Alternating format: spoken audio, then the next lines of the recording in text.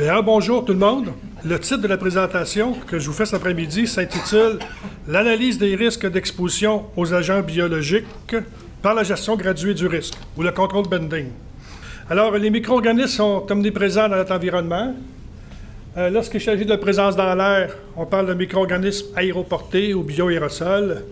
L'intérêt envers ces agents fait augmenter rapidement le bassin des connaissances relatives à leur identification, leur quantification et à leur présence dans différents milieux de travail.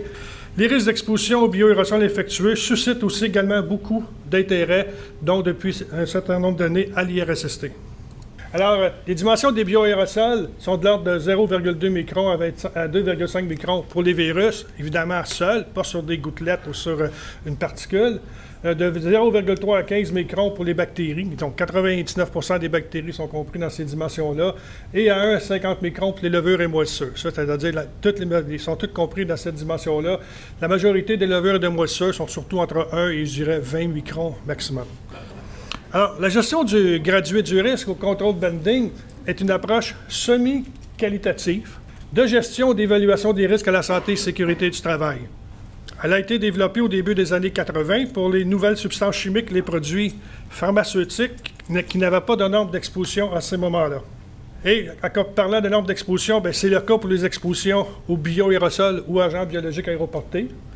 Progressivement, d'autres secteurs, comme celui des nanotechnologies, ont commencé à considérer la gestion graduée du risque, justement à cause du manque de normes. Un modèle de gestion graduée du risque a été introduit afin de fournir un guide pratique sur le contrôle des expositions aux nanoparticules.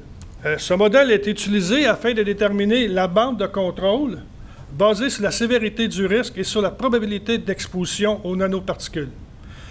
Cet outil se présente comme une matrice qui permet d'analyser le risque à chaque poste de travail en tenant compte des différentes catégories ou bandes de risque, chacune étant associée à une catégorie de mesures préventives. Cette approche permet de hiérarchiser les postes de travail en fonction de leur risque et évidemment de prioriser les actions de prévention. Les catégories de risque sont déterminées en fonction du danger que représente la substance chimique et du potentiel d'exposition. Les dangers sont identifiés par les toxicologues selon leur similitude avec d'autres produits, la priorité chimique et physique en fonction des études scientifiques disponibles. Les expositions sont pour la part regroupées selon le type de tâche, la durée de l'exposition, la quantité de produits utilisés, ainsi que sont des indices de volatilité pour les liquides ou d'empoussièrement pour les substances solides. La sommation de ces regroupements, pondérés selon leur importance, permet de classer la substance dans sa bande correspondante. Chaque catégorie de risque ou bande est associée à un niveau de mesure préventive qui permet à l'utilisateur de déterminer les moyens de contrôle adéquats. C'est pour ça qu'on dit c'est qualitatif. Et comme le recommande Mainman en 1998, ces mesures de prévention devraient se limiter à 4 ou 5 bandes. Alors, voici le tableau proposé pour le contrôle qualitatif des nanoparticules. Fait qu'au niveau du danger, quand je vous parlais tantôt, tous les paramètres qui ont été mesurés, on fait la sommation, c'est une sommation pondérée. Si on arrive par exemple à une sommation de 53 et la probabilité d'exposition est moyenne, à ce moment-là, ça nous amène à NR2.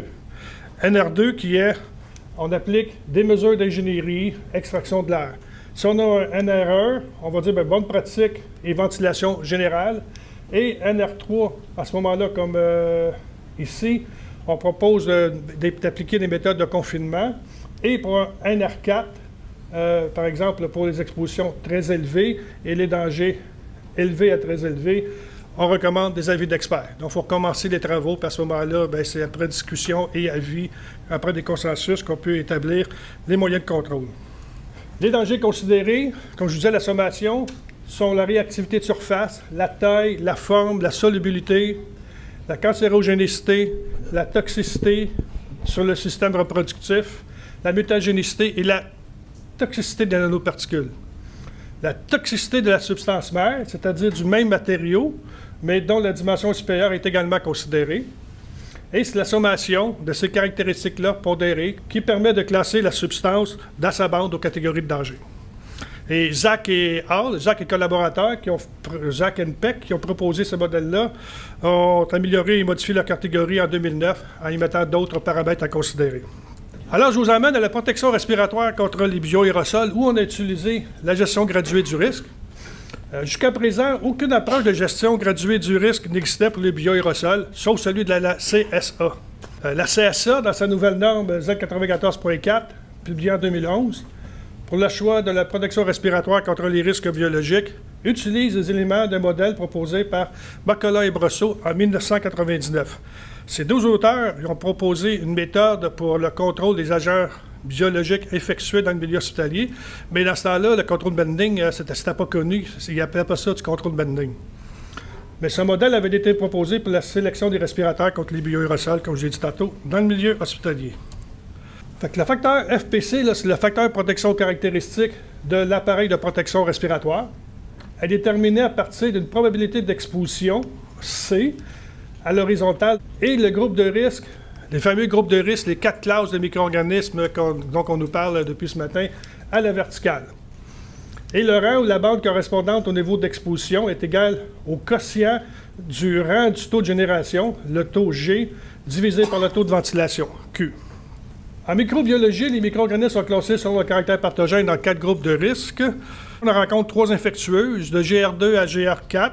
Le premier groupe, GR1, étant réservé aux micro-organismes non infectieux. Alors, le groupe 1, c'est risques faibles pour les individus de la communauté. Exemple, Bacillus subtilis, des bioaérosols en général. Le groupe 2, il existe des traitements efficaces et des mesures préventives. Le risque est moyen pour l'individu et faible pour la communauté. On peut rajouter aussi plusieurs micro-organismes qui, dans ce groupe-là, sont dits opportunistes. La salmonelle est là-dedans, la bactérie du légionnaire est là-dedans aussi. Le groupe 3, c'est pour les agents biologiques où le potentiel d'infection par les aérosols est réel. La maladie causée peut avoir des conséquences sérieuses ou létales. La tuberculose, Histoplasma capsulatum et le SRAS sont classés là-dedans. Et le groupe 4, risque élevé pour l'individu de la communauté. Le risque individuel est élevé et souvent les maladies sont intraitables. Exemple, le virus de la fièvre de Lassa, les virus de l'Ebola, et ainsi de suite. Ce sont seulement des virus, je crois, qui sont classés dans le groupe 4. Notez toutefois que malgré la nature peu infectieuse, l'exposition à de grandes concentrations de bioaérosols non nécessairement pathogènes peut aussi mener à des problèmes de santé sérieux. On peut souffrir d'alvéolite allergique, on peut avoir développement d'asthme, le poumon du fermier, poumon du boulanger, syndrome des égoutiers. Les taux de génération, selon le modèle Baccola et Brosseau, si on appelle son G, par exemple, si la personne ne parle pas, ne tousse pas et éternue pas, c'est pour le milieu hospitalier. Par exemple, l'activité, on a une manipulation sans possibilité de génération, par exemple, préparation de lamelles, microscopie, on lui donne un score de 1. Ou si la personne tousse ou éternue la bouche recouverte, ou elle effectue des manipulations avec faible risque de génération, on lui donne un score de 2. Si elle tousse et éternue la bouche découverte, on lui donne un taux de génération de 3. Ici, par exemple, on procède à des thérapies respiratoires, autopsie, dissection et même bronchoscopie, où on est, par exemple, au niveau laboratoire, dans des phénomènes d'aérosolisation délibérée, son taux de génération est égal à 4. Pour le taux de ventilation, ça, c'est basé sur le nombre de changements d'air à l'heure minimal et c'est basé sur la norme de l'Achery. Les autres, ce qui est recommandé en 2001, c'est 25 changements d'air à l'heure. Maintenant, dans la 2008, c'est 12 changements d'air à l'heure. Fait qu'on va le prendre à 25. Si on a un taux de changement d'air minimal dans une salle d'opération de 25, le rang du taux de ventilation va être de 5. Autopsie, chambre d'isolation, avec le taux de changement d'air minimal de 12, il va avoir 4. Soins intensifs, le taux de changement de 6, il va avoir un score de 3. Chambre du patient, et ainsi de suite. Et entrepôt de linge, etc. Donc, ce qu'on fait, on divise le G, que j'ai défini précédemment, par ces valeurs-là. Alors, le tableau, c'est le suivant. Les groupes de risque, 1, 2, 3, 4, les 4 classes de risque. Et les expositions, le taux de génération divisé par le taux de ventilation. Si on obtient 0,5 à ce moment-là, ça ici, ce sont les facteurs de protection caractéristiques qui permettent de choisir l'appareil de protection respiratoire. On sait que N95, par exemple, le facteur de protection est de 10. 50, c'est un masque complet selon NIOSH. Et 100, c'est le même masque, mais selon le règlement sur la santé et sécurité du travail. 1000, ce sont, par exemple, des appareils à adduction d'air et ainsi de suite. Fait que ce sont toutes ces classes-là. Fait que si, par exemple, on est exposé à des bactéries comme la légionnelle et le taux de G divisé par Q nous donne une valeur de 2,5, bon, ben, on prend un N95. Mais on peut aller jusqu'à 25 et même 50 en fonction du risque. Ça permet aussi de choisir, pour des risques plus élevés, des taux plus élevés. Norme CSA Z94.4 de la CSA, c'est la même chose, ils utilisent les mêmes paramètres. Le groupe de risque, le taux de génération, le taux de ventilation et le niveau d'exposition est le même. Donc, on a le niveau d'exposition à l'horizontale et les groupes de risque à la verticale. Et on fait le même calcul. Ça nous amène à des tableaux suivants. Ça ici, nous avons par exemple une roulette spécifique aux établissements de la santé. On a ici le groupe de risque, les gens appellent ça le risque 1, 2, 3, 4, au niveau de la pathogénicité de nos micro-organismes. Et on a ici, là, le C, c'est le niveau d'exposition, c'est-à-dire c'est le G divisé par Q. Bon, ça veut dire, par exemple, que pour le risque 2, ça va nous dire, bon, ben, on arrive, par exemple, un C2 et un G3. Si on a G2, G3, un C2, exemple, C2, G3, on va C2, vous avez G3, on obtient 1. 1, ça équivaut à un masque N95. Je vais vous le montrer tantôt ce que c'est. Et si on est en fonction de la pathogénicité, bien, on augmente. On remarque ici que les groupes 4, bien évidemment, c'est pour les micro-organismes très pathogènes ou moyennement. Ils ont fait aussi une autre roulette pour les milieux de travail en général. Moi, je dis toujours, et on remarque que les valeurs ne sont pas nécessairement les mêmes. Donc, les autres considèrent que dans le milieu hospitalier, je crois qu'il est un peu plus permissif que le milieu du travail en général. C'est la même chose qui est définie là. Et ça, ce sont le choix des différents niveaux acceptables. On dit 1, je disais tantôt 1, voyez-vous, le facteur de protection est égal à 10. Donc, c'est-à-dire, c'est 1 PR, N95. Si on a, par exemple, si on arrive entre un score entre 4 et 5, on est dans le rouge, ça prend un facteur de protection de 1000, et ainsi de suite. Maintenant, je vous présente un modèle. Le modèle de gestion graduée et risque est proposé pour les bioaérosols infectieux ou pas. Et là, on met même la notion sur infectieux ou non infectieux. Le principe d'évaluation propre à ce modèle s'appuie sur des techniques simplifiées de modélisation et des méthodes de calcul de scores pondérés. Et cette évaluation comprend la classification des bioaérosols sur le danger, donc encore une fois, les 4 mêmes groupes de risques, et l'estimation de l'exposition, sauf que l'estimation de l'exposition des travailleurs, nous, on fait une sommation, on ne fait pas une division. On fait la sommation pondérée du taux de génération, qui est égal à 80 % et du niveau de contrôle, qui est égal à 20 %. Pourquoi 80-20? Bien parce que, exemple, en bronchoscopie, même si tu as 25 changements d'air à l'heure, la personne qui va te tousser dans le visage, ça ne change rien quand tu en as 25, 50 ou 100. Le niveau d'exposition est beaucoup plus important dans le risque que le niveau de contrôle. Donc, ces éléments sont intégrés dans une matrice 4 par 5, comme celle établie pour les nanoparticules. On y retrouve les 4 groupes de risque à la verticale et à la position horizontale, les 5 catégories de très faibles à très élevés correspondant à l'estimation du niveau d'exposition, au fameux C que je vous parle depuis tantôt. Une stratégie de maîtrise du risque est associée à chaque groupe risque-exposition selon une échelle hiérarchique allant des méthodes classiques de ventilation générale, naturelle ou mécanique, à des stratégies beaucoup plus complexes, telles le confinement des travaux, des opérations en circuit fermé, la ventilation par déplacement d'air, la manipulation mécanisée des sources. Et des facteurs de protection caractéristiques utilisés pour le choix d'appareils de protection respiratoire sont ainsi associés à chaque bande. Parce que, par exemple, nos taux de génération sont les suivants. Si on n'a aucune aérosolisation, ben à ce moment-là, notre point 0.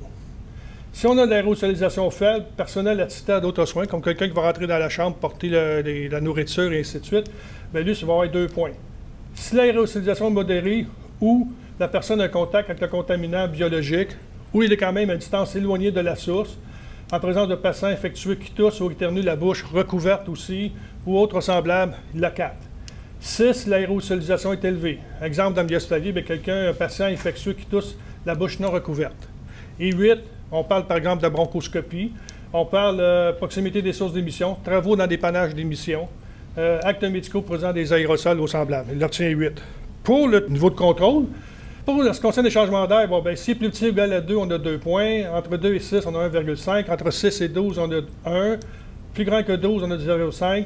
Et plus grand, et opération SWOT à flux laminaire ou source en circuit fermé ou autre semblable, à ce moment-là, on obtient 0 pour le niveau de contrôle.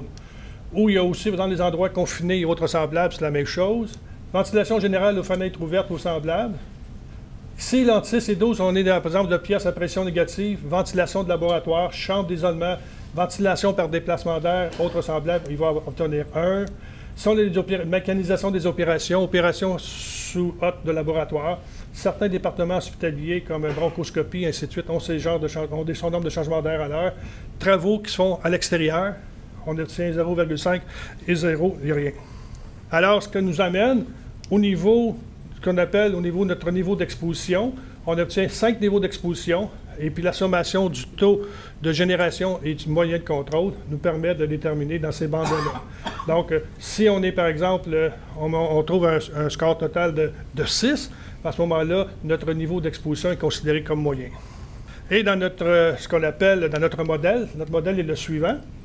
Alors, les groupes de risque et ce qu'on appelle les niveaux d'exposition et les facteurs de protection caractéristiques à chacun. On prend notre légionnel, groupe 2. Le niveau d'exposition, vu que c'est dans un spa, on va le mettre en moyen. On obtient un facteur de protection de 10, encore une fois. Donc, que ce soit la CSA, que ce soit Macula-Brosseau ou que ce soit nous autres, disons qu'à 80 on obtient environ les mêmes choses, les mêmes facteurs. La différence qu'il y a, bien nous, pour les micro-organismes de groupe 4, parce que les micro-organismes de groupe 4, c'est des micro-organismes très pathogènes, ce qu'on recommande, bien, le minimum, c'est un facteur de protection de 1000, c'est-à-dire c'est le maximum de protection pour ces micro-organismes-là. Pourquoi? Parce qu'au laboratoire de Winnipeg, j'ai téléphoné le laboratoire, j'ai parlé à un représentant en biosécurité, lui me dit que le facteur de protection minimal utilisé dans leur laboratoire est de 1000.